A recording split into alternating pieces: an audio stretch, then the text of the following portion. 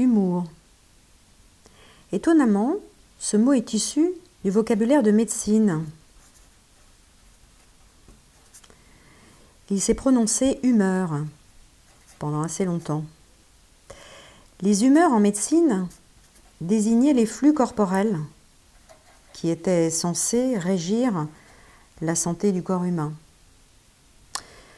C'est à la fin du XVIIIe siècle que le mot humeur ou humour est arrivé en France sous la signification que nous connaissons aujourd'hui, à savoir de faire rire.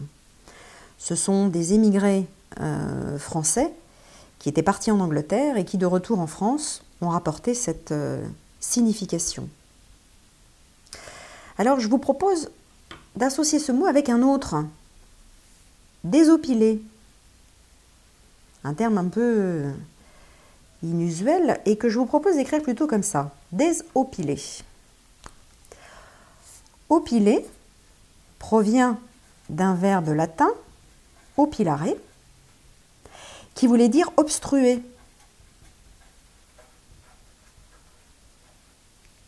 Des est le préfixe qui signifie ôter. Et ce verbe, toujours issu du vocabulaire de médecine, signifiait désengorger un organe. Désengorger un organe qui était donc trop plein des humeurs, trop plein des fluides corporels. Voilà pourquoi j'appose ces deux noms, et d'ailleurs Madame de Sévigné l'a fait avant moi, puisque c'est grâce à elle que le verbe désopiler a pris son sens de faire rire.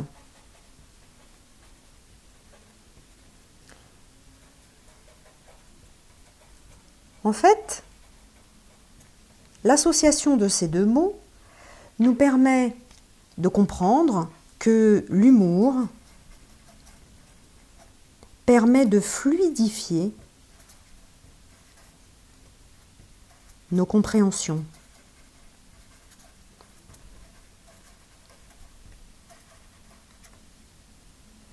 L'humour désengorge toutes nos raideurs mentales, telles que les avis, les opinions, les idéologies.